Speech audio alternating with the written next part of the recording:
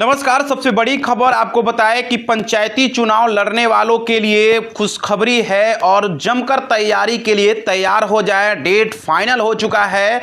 इसी महीने में चुनाव जो है वो पंचायत का होना है। सब हम आपको बताएंगे और आपको भी बताएंगे, ये भी बताएंगे कि क्या इस बार क्वालिफिकेशन अनिवार्य है या नहीं है, कब डेट रखा गया है, कब पंचायती चुनाव में आरक्षण लागू किया जाएगा। तमाम चीज़ों पर हम बातचीत करने के लिए लगातार आपके साथ बने हुए हैं। तो एक एक करके सब सारी बातों पे हम चर्चा करेंगे। औपचारिकता के लिए मेरा नाम भजनलाल कुमार है और आप देसी न्यूज़ के माध्यम से देख रहे हैं।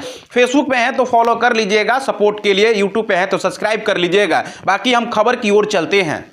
देखिए, पंचायती चुनाव को लेकर जो प्रेस विज्ञप्ति जो है वो जारी किया गया है, उसमें साफ साफ सभी चीज़ों पर ध्यान आकर्षित किया गया है, केंद्रित किया गया है। तो उससे सबसे पहले की बात करें तो इसमें साफ कहा गया है कि सोशल मीडिया पर तमाम खबरों को लेकर काफ़ी तेज़ी से कुछ अलग अलग तरीके से व्याख्या किया जा रहा है। जैसे पंचायती राज में शिक्षा को लेकर, पंचायती राज में आरक्षण को लेकर, पंचायती राज चुनाव को लेकर, डेट को लेकर तमाम असमंजस जो थी उसको स्पष्ट करते हुए प्रेस विज्ञप्ति जो है वो दिया गया है। तो इसमें लिखा गया है पंचायत आम निर्वाचन 2026 के संदर्भ में इसमें साफ तौर पे कहा गया है कि कार्यकाल समाप्ति के पूर्व ग्राम पंचायत आम निर्वाचन, यानी साफ तौर पे कह रहा है कि जैसे ही कार्यकाल समाप्ति होगी उससे पहले ही हम चुनाव करा लेंगे। तो आपको बता दें कि सबसे बड़ी खबर है कि 2026 में पूरे एयर जो है वो अभी जो मुखिया हैं, सरपंच हैं या पंचायत स्तर के प्रतिनिधि हैं, उनको पूरा के पूरा मौका मिलेगा। और लगभग बताया जा रहा है कि दिसंबर तक ले जो है या दिसंबर से पहले चुनाव कराए जाएंगे, पंचायती का चुनाव कराए जाएंगे।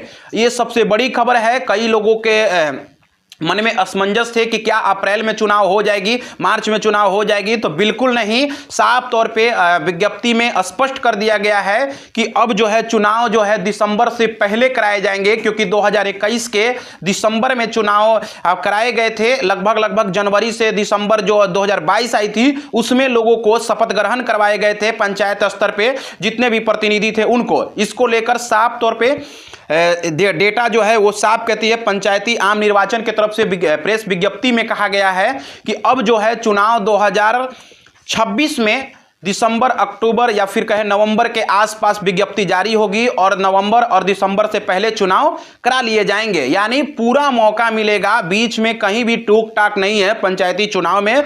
यानी जो भी लोग को लगता था कि कम मौका मिलने वाला है, इसको लेकर अब जो है पंचायती आम निर्वाचन ने साफ तौर पे निर्देश दे दिया है कि 2026 के दिसंबर से पहले चुनाव कराए जाएंगे।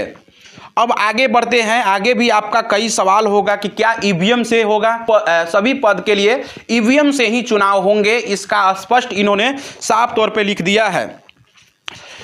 साफ तौर पे लिखा हुआ है और कहा गया है कि ईवीएम से यानी मल्टी पोस्ट ईवीएम से आगामी पंचायत का चुनाव जो है वो किया जाएगा।